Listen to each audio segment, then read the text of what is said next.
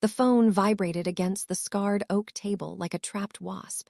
Its plastic back rattling against the wood grain Tom had sanded smooth with calloused hands in 1984. I was elbow-deep in bread dough. Tom's sourdough starter still alive after 41 years, bubbling gently in its mason jar on the windowsill, releasing a tangy, yeasty aroma that mingled with the sharp scent of rosemary sprigs I'd clipped from the garden at dawn. The kitchen glowed under the warm pendant lights, sunflower yellow walls reflecting the golden hour light filtering through lace curtains that smelled faintly of line-dried cotton and lavender sachets. Sarah's name lit the screen in electric blue, cutting through the peaceful hum of the refrigerator. "Mom," she sang through the speaker, voice dipped in honey and entitlement, the kind of syrupy tone that masked steel underneath. "Rent's due in 48 hours. $500 to the usual account. Pretty please with a cherry on top." I opened my mouth to agree.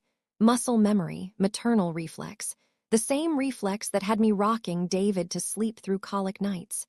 Then flicked to Instagram out of habit, thumbs scrolling through pastel filters, avocado toast, and golden retriever puppies.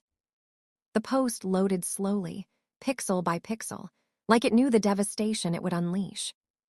David in midnight blue velvet blazer, the fabric catching the fairy lights like a night sky, hair slicked back with gel that probably cost $45 a tube, grinning like the boy who used to beg for one more story at bedtime, his breath fogging the car window on the way to soccer practice.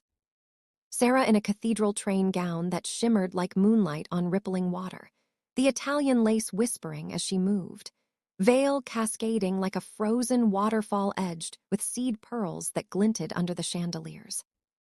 Her mother, Linda, pinning a diamond brooch to the veil with trembling, proud fingers manicured in soft pink, the brooch catching the light and throwing tiny rainbows across the barn wood floor. Her father, Roger, lifting a flute of champagne that bubbled like liquid gold, the crystal rim cool against his lips, condensation beating on the stem. Swipe. The scent of hay and peonies from the centerpieces. Swipe. The string quartet's violin notes hanging in the air. Swipe. Know me. No empty chair with a single white rose, its petals velvety soft, for the mother of the groom. No placeholder card in my looping cursive, reserved for Edna with all our love. Just the caption in Sarah's looping cursive font, white text over a filtered sunset. Only the special people made the cut. Forever starts now. Happily ever after at last intimate vows. My hands froze in the dough, knuckles whitening as flour clung to the crevices of my wedding ring. The gold band Tom had slipped on my finger in 1976, now loose from weight lost to grief. Flour clouded the air like grief made visible, settling on the countertop in soft puffs that smelled of wheat fields and summer. The starter gurgled mockingly from its jar, bubbles popping with a faint yeasty sigh. "Mom," Sarah pressed, impatience creeping in like frost on a windowpane. "You there? Hello, the signal's bad." I tasted yeast and iron where I'd bitten my tongue, the metallic tang sharp against the sweetness of the dough. "Sarah," I said, voice flat as the marble rolling pin beside me, its cool surface still holding the chill from the fridge. "Who exactly were the special people at your wedding?" A beat. A rustle of fabric, probably the $3,200 dress. Then breezy as a summer dress fluttering in a breeze scented with honeysuckle. "Oh, you know, close family, intimate circle. We didn't want to overwhelm you with the crowd, the noise, the heat." Overwhelm me. The word hung in the air like smoke from a snuffed candle. I stared at the bowl until the dough collapsed under its own weight, releasing a final puff of flour that dusted my apron like snow. The line clicked dead with a soft electronic beep. I stood in the middle of my sunflower yellow kitchen, 71 years old, widowed, the faint scent of Tom's Old Spice still lingering in the curtains, and suddenly violently awake. The kind of awake that comes with a slap, sharp and stinging. Let me rewind the tape 3 years, 9 months, and 12 days, back to when the air still carried the weight of Tom's absence like a shroud. Tom died on a Tuesday in April, the sky a dull dishwater gray, rain pattering against the hardware store windows as he reached for a gallon of deck stain the color of wet sand, label promising, weathered oak. He was 69. I was 67. The heart attack was sudden, chest clutching, knees buckling, the gallon can clattering to the linoleum with a hollow thud that echoed in my nightmares. The funeral smelled like lilies wilting in too warm air, wet wool coats dripping on the chapel carpet, and the metallic tang of too many tears mixed with cheap coffee from the urn. David, our only child, our miracle after 2 miscarriages that left me bleeding and hollow, stood beside me in a black suit that swallowed his narrow shoulders, the wool scratching his neck raw. Sarah clung to his arm like ivy on brick, her perfume, something floral and expensive, probably $120 an ounce, cloying in the stuffy room, mascara running artistic rivers down her cheeks that smudged when she hugged me. After the burial, under a sky that finally broke into reluctant sunshine, the grass damp and springy under our shoes, they asked to stay, just until we regroup. The house had felt like a tomb since Tom's recliner stopped holding the shape of his body, the leather cracked and warm only in memory. The silence was a living thing, gnawing at the edges of my sanity with teeth made of echoing footsteps and the tick of the grandfather clock. I said yes because I could still smell Tom in the hallways, because David's eyes, Tom's eyes, hazel flecked with gold, pleaded, because the alternative was nights alone with the hum of the fridge and the creak of floorboards. Of course, I whispered, hugging David so tight I felt his ribs through the suit, the starch stiff against my cheek. Family helps family, mi casa es su casa. They arrived the following Saturday with air mattresses that squeaked when inflated, ambition sharp as new scissors, and 2 suitcases that smelled faintly of mothballs, laundry detergent, and the promise of new beginnings. The U-Haul backed into the driveway with a beep beep beep, exhaust fumes acrid in the spring air. Week 1. Mom, the apartment we found in the city is perfect, hardwood floors, granite counters, but needs $2,400 up front, first month, last month, security deposit. I wrote the check from Tom's 401k rollover account before the ink was dry on the lease, the pen scratching across the paper like a secret. Week 2, the fridge is completely bare, echoing like a cave. Groceries are $210 a week now with inflation, organic eggs, almond milk, grass-fed beef. I added them to my Sam's Club membership. The plastic card cool in my hand, and handed over the extra one like it was a hall pass to adulthood. Week 3, this futon is killing my back, springs poking like accusations.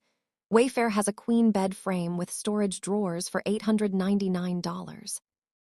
I clicked buy now before I blinked, the confirmation email pinging like a starting gun, telling myself it was an investment in their comfort, in their future.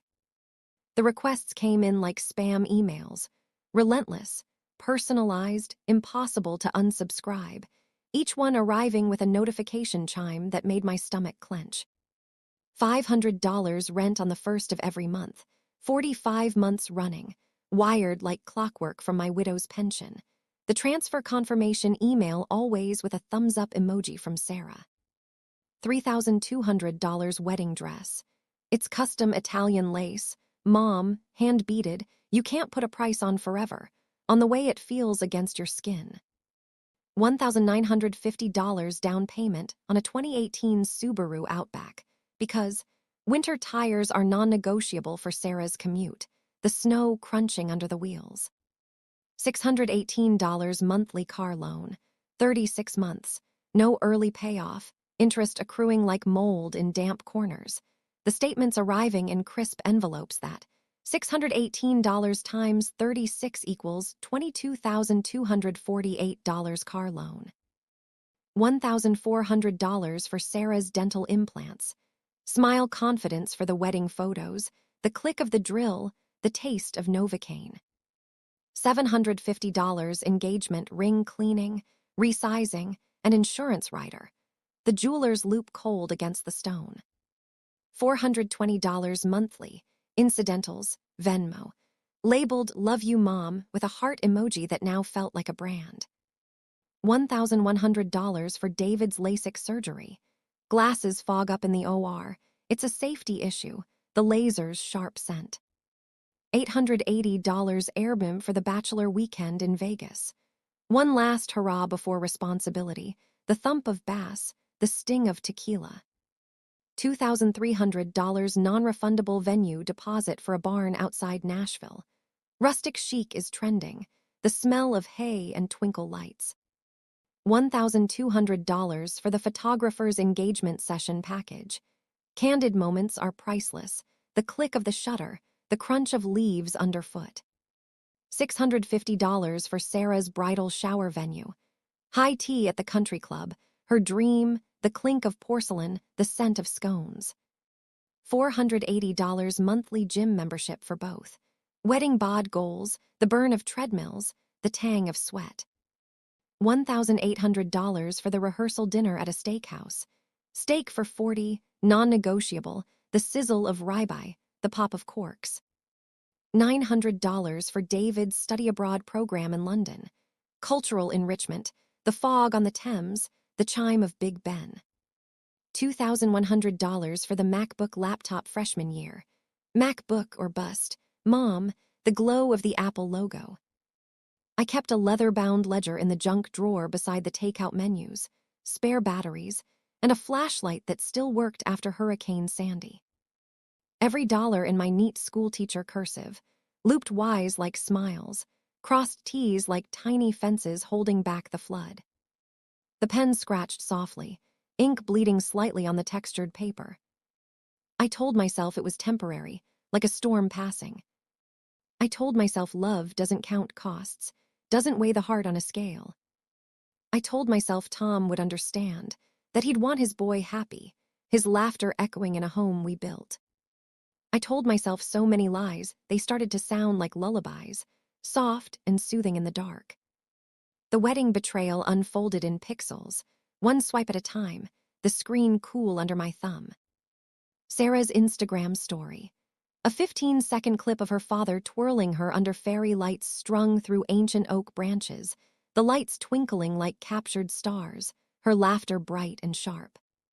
The song was our song, Brown-Eyed Girl, the one David, and I danced to at his high school graduation, my brown-eyed boy spinning me until we collapsed laughing in the gym parking lot, the asphalt warm from the day's sun, the scent of teenage sweat and cheap cologne.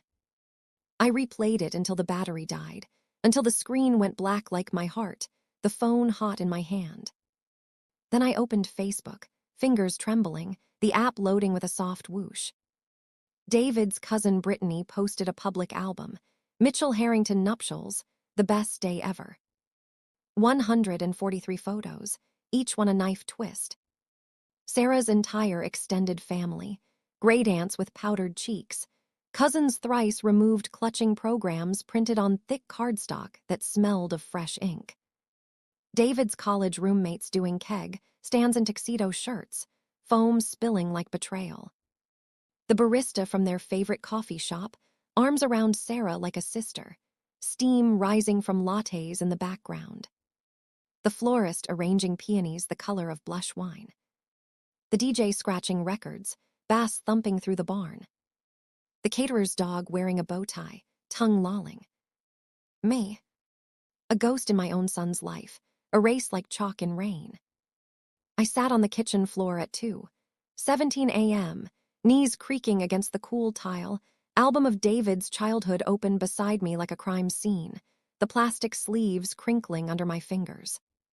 Polaroid of him at 4, gap-toothed, holding a dandelion bouquet he'd picked from the neighbor's yard, petals soft and yellow, pollen staining his chubby fingers. $600 Disney trip for that smile. 3 days of character breakfasts with Mickey waffles sticky with syrup, overpriced mouse ears scratching his scalp. $1,400 braces to fix the overbite that made him lisp, spaghetti, into paschetti. The orthodontist's office smelling of bubblegum fluoride.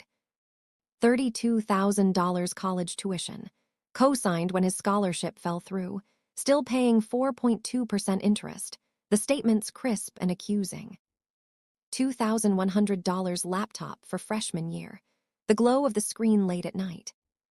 $900 London program. The fog, the chime. I traced his tiny face with a flour-dusted finger, leaving a ghost print on the plastic, the paper smelling of age and attic dust. I wasn't their mother. I was their ATM with feelings. The rent call came at 9:03 a.m. on a Thursday in late August, the air thick with humidity, cicadas buzzing outside like a chorus of accusation. I was piping rosemary focaccia, Tom's favorite, the one he requested every Sunday after church, the dough dimpling under my fingers like moon craters, when Sarah's ringtone sliced through the air like a serrated knife, the notes tinny and insistent. The kitchen smelled of olive oil slick on the parchment, garlic minced fine, and the faint sweetness of rising dough expanding in the proofing bowl. "Mom, $500 by noon or the landlord's changing the locks, and we'll be on the street with our stuff in trash bags," Sarah barked, all pretense of sugar gone, her voice sharp as broken glass. The piping bag trembled in my arthritic fingers, olive oil pooling on the parchment like tears, green gold and glistening. "Sarah," I said, tasting garlic and rage, the words burning my throat, "I only help special people." Silence thick enough to choke on, the kind that presses on eardrums. Then a sharp inhale, like wind through dry leaves. "What did you just say to me, after everything?" "You heard me." I ended the call with a decisive tap, the screen going dark. The focaccia went into the oven at 425 degrees F, the heat blooming against my face as I slid it in. My new life started at the same temperature, hot, rising, impossible to contain, the scent of baking bread filling the house like a promise. That night I sat at the dining table Tom built from barn wood in 1984, the one with the knot that looked like a heart if you squinted in the lamplight, the wood still smelling faintly of sawdust and linseed oil. Ledger open like a confession, pages yellowed at the edges.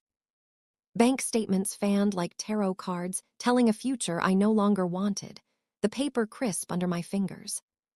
Calculator glowing red in the dim lamplight, buttons clicking softly. I started with the big ones, the air conditioner humming in the background. $500 times 45 months equals $22,500 rent, each transfer a small death. $3,200 wedding dress, custom, beaded, the lace scratching my imagination. $1,950 Subaru down payment, the leather seat still new in my mind. $618 times 36 months equals $22,248 car loan, the engines per a mockery. $2,400 initial apartment deposit, the keys cold in my hand. $1,400 Sarah's dental implants, the drills whine. $880 Vegas bachelor airbomb, the neon lights. $2,300 venue deposit, the Barnes hay scent. $1,200 engagement photos, the shutter click. $650 bridal shower, the clink of teacups. $480 times 36 months gym equals $17,280, the sweat. I went line by line, month by month, receipt by receipt, the paper rustling, tape sticky on my fingers. $210 weekly groceries times 156 weeks equals $32,760. No, double counted, adjusted with a red pen. $420 monthly Venmo times 36 equals $15,120. The heart emoji burning. $1,100 LASIK, the laser. $750 ring, the sparkle. $1,800 rehearsal, the sizzle. $900 London, the fog. $2,100 laptop, the glow. I added, subtracted, cried silent tears that splashed on the page, added again until my eyes blurred. Final number, verified with 3 highlighters, yellow, pink, green, and a magnifying glass that made the numbers dance. $33,687. $33,687. I underlined it in crimson ink until the pen tore the page, the rip satisfying. Morning light slanted through the lace curtains, dust motes dancing like tiny ghosts. As I marched to Liberty Bank and Trust, orthopedic sneakers squeaking on the marble floor polished to a mirror shine. The air smelled of coffee and printer ink. Cancel every automatic transfer to David or Sarah Mitchell. I told the branch manager, Mrs. Patel, whose name tag glinted like a warning, her sari silk rustling. She hesitated, fingers hovering over the keyboard, nails tapping. Ma'am, that's $1,118 monthly recurring. Exactly. I closed the joint savings account they'd sweet-talked me into adding them to, for emergencies only, the signature card still bearing their looping scrawls. Balance, $43.12. I laughed so hard the security guard asked if I needed water, his voice echoing in the vaulted ceiling.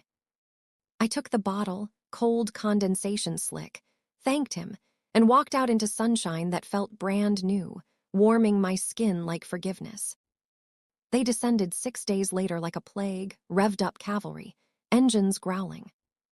3 vehicles blocking my hydrangeas, blue blooms crushed under Michelin tires, petals scattering like confetti from a bad party.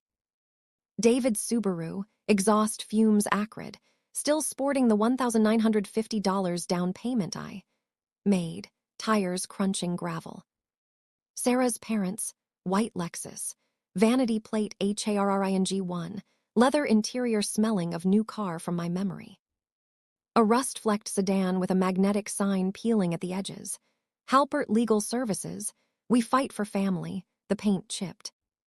I watched from the porch swing, chains creaking softly, chamomile tea steaming in my favorite mug. The one Tom bought me in Maine, painted with puffins, their beaks bright orange, the ceramic warm against my palms. David vaulted the steps 2 at a time, face red as the geraniums in the pots, breath puffing in the chill. Mom, open up. We're freezing out here, it's 42 degrees. I sipped slowly, the tea floral and hot on my tongue. State your purpose, son. Sarah's father, Roger, tried the grandpa voice he used on golden retrievers, his aftershave sharp. Edna, let's talk like adults. Inside where it's warm, maybe with coffee. The lawyer, greasy comb-over slick with product, polyester tie the color of nicotine, waved a clipboard like a white flag of surrender, papers fluttering. Mrs. Mitchell, we're petitioning for emergency guardianship. Cognitive decline. It's for your own good to protect your assets. Cognitive decline. The words landed like birdshot in my chest, stinging. They shoulder-checked the front door before I could react, the wood shuddering.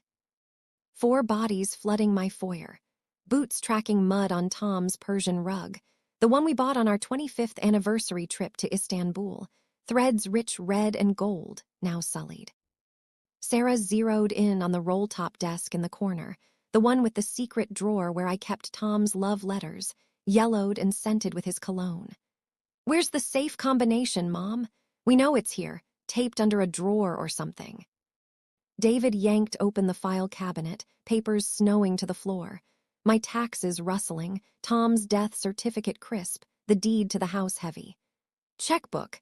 Now, we're short $500 and the landlord's I planted myself like an oak between them and my life, feet firm on the rug. Touch another thing and I dial 911 for felony trespass, burglary, and whatever else the dispatcher feels like adding, maybe destruction of property. Halpert thrust a sheaf of papers under my nose, stapled crookedly, the ink still wet. Sign this durable power of attorney or we escalate to court. Your choice, Mrs. Mitchell. Sarah held up my ledger like a smoking gun, pages fanning. Look at this, she's fixated on money, hoarding receipts like a dragon, classic delusion. I snatched it back, pages crumpling with a soft crunch. Delusional is thinking love comes with compound interest, dear, and expiration dates. Confrontation, line by line. David, you're ruining our lives, Mom. We're getting evicted, our stuff on the curb. Me, You ruined my retirement. There's a symmetry to it like poetry. Sarah, we're your only family. How can you do this to us?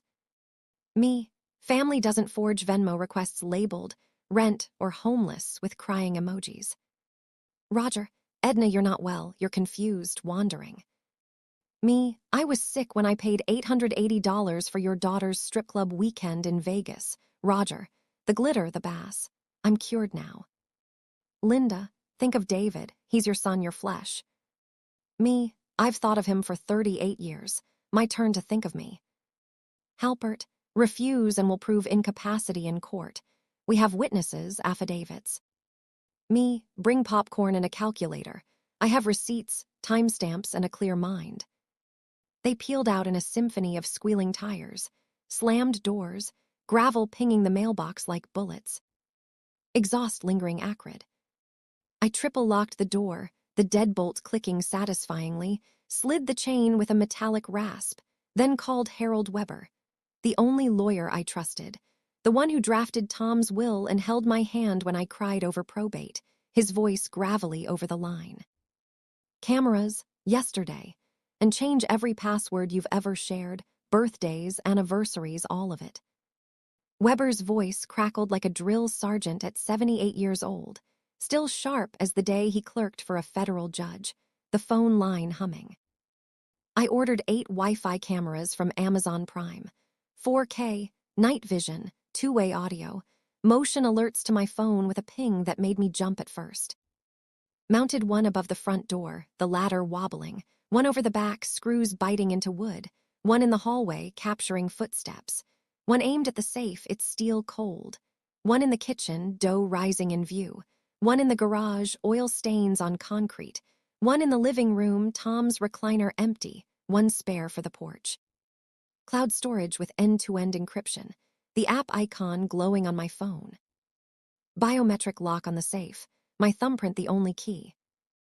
New passwords, combinations of Tom's birthday 3/15/53, our anniversary 6/22/76, and the word enough, typed with finality. Next stop, Dr. Elaine Moore, neuropsychologist recommended by Weber's paralegal, her office in a brick building with ivy climbing the walls. The waiting room smelled like lavender diffuser and fresh coffee, magazines fanned on the table. Her office proper, diplomas lining the walls like armor, a fiddle-leaf fig in the corner, the chair leather cool under me. 4 hours of memory games, recalling word lists, the scratch of pencil, clock-drawing tests, hands at 11, 10, word recall, camel, tulip, daisy, trail-making, connecting numbers and letters, inkblots that looked like Sarah's entitled smirk or David's avoidance. I aced the MOCA with a 2930, lost 1 point for hesitating on camel recall, my mind flashing to Disney sand instead. Report stamped in bold blue ink. Superior cognition for age. No evidence of dementia, mild cognitive impairment, or delirium. Executive function in 94th percentile. Recommend full financial and legal autonomy. I photocopied it 20 times on the library machine, the whir and heat, mailed one to Weber, one to the bank in a crisp envelope, one to Adult Protective Services for their files with a note, and framed one for my nightstand, the glass cool. Eleanor from next door, 69, widowed, sharper than a tack, her perfume rosewater, brought peach cobbler still bubbling in a Pyrex dish when the Amazon van unloaded cameras like I was prepping for war, the boxes thumping on the porch. "Trouble in paradise?"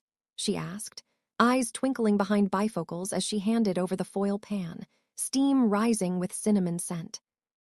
I spilled the entire saga over tea on the sun porch, ledger open, receipts fluttering like guilty confessions in the breeze through the screen.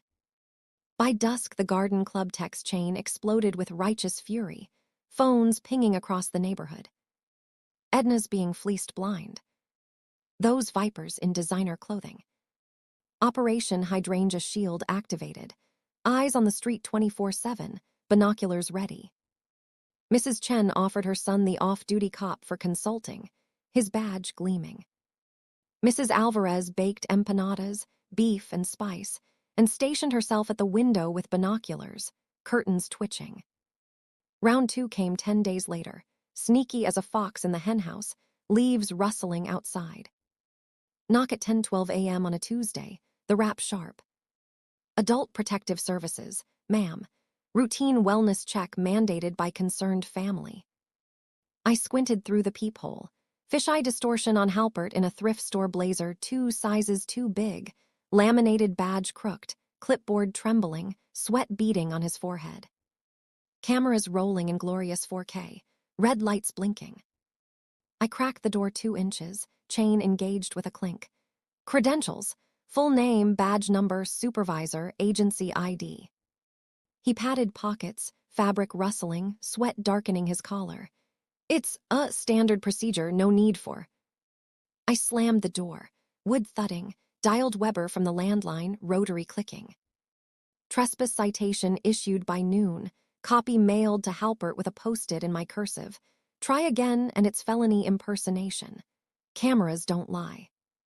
The lawsuit landed via courier on a rainy Thursday. Thick cream envelope, gold seal wax cracking, return address Halpert Legal Services in Comic Sans, rain pattering on the porch. In Ray, emergency petition for conservatorship of Edna R. Mitchell, alleged incapacitated person. Allegations typed in 12-point Times New Roman, each one a dagger twisting. Wandering neighborhood at night in robe and slippers, barefoot on cold pavement, false. Camera timestamp 2:14 a.m. Me baking bread in flannel pajamas, oven light glowing. Hoarding cash in freezer wrapped in foil like a conspiracy, false. $400 emergency fund in a labeled Ziploc, for blackouts, crisp bills. Paranoia regarding family theft, evidenced by obsessive ledger. True, but justified, ink stains on fingers. Inability to manage finances, evidenced by erratic cancellation of transfers. Erratic equals self-preservation, the click of cancel.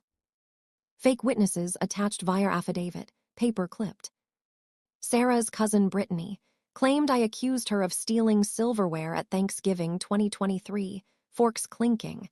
I hosted no Thanksgiving. I was in bed with the flu, tissues everywhere.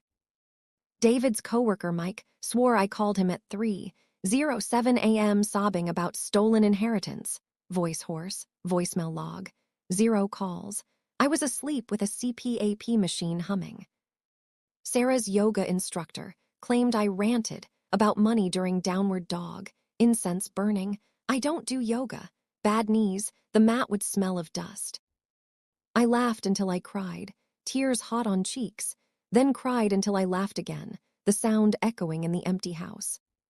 Courtroom, November 3, 9:00 a.m. sharp, the air-conditioned cold, smelling of lemon polish and tension. Mahogany benches polished to a sheen, humming fluorescence buzzing overhead, American flag drooping slightly in the corner, fabric still. Judge Harriet Klein, steel gray bun tight, glasses on a chain glinting, reputation for cutting through nonsense like a hot knife through butter, her robe black and flowing. David in a rented suit 2 sizes too big, collar choking his Adam's apple, sweat stains under arms.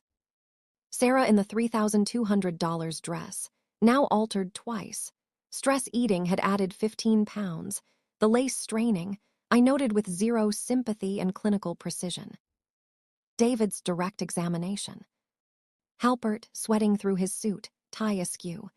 Mr. Mitchell, describe your mother's mental state over the past year in detail. David, voice cracking like ice. Confused, repeats herself endlessly, accuses us of stealing her money outright, hoards receipts like a squirrel with nuts. Me to Weber, under breath. Mint gum sharp. He repeated, I love you exactly 3 times in 3 years, all before asking for cash, his voice always rushed. Cross-examination, Weber. Weber, calm as a lake, papers neat.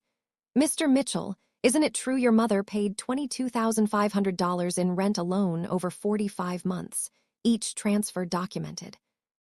David, she volunteered, she wanted to help us build a life.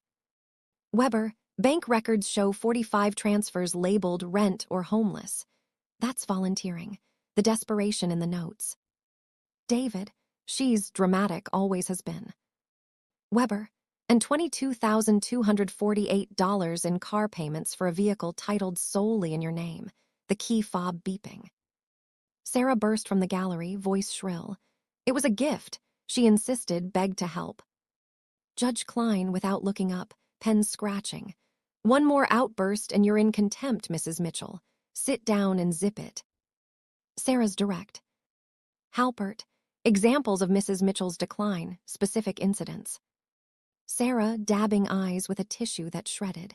She cried over a Hallmark commercial about puppies. Forgot my birthday completely. Sent me $420 Venmo labeled incidentals, then asked for it back 2 days later. Weber, objection, relevance and hearsay, no corroboration. Judge, sustained, move on, counselor. My testimony. I walked to the stand slowly. 71 years, arthritis in both hips flaring with each step, but spine straight as a ruler, the wood creaking under me. Weber, Mrs. Mitchell, why did you keep the ledger in such detail? Me, voice steady as the gavel resting nearby. Because love shouldn't require a spreadsheet, but exploitation does. And I was tired of being the only one keeping score, the pen's scratch my only companion. I opened the ledger, pages rustling like dry leaves in autumn wind. I read aloud, line by line, for 43 minutes, the courtroom silent but for my voice and the occasional cough. January 4, 2022, $500 rent, Venmo, thumbs up received. February 14, $210 groceries, Sam's Club Organic. March 22, $1,950 Subaru down payment, cashier's check, leather smell. April 9, $618 car loan, auto doctor.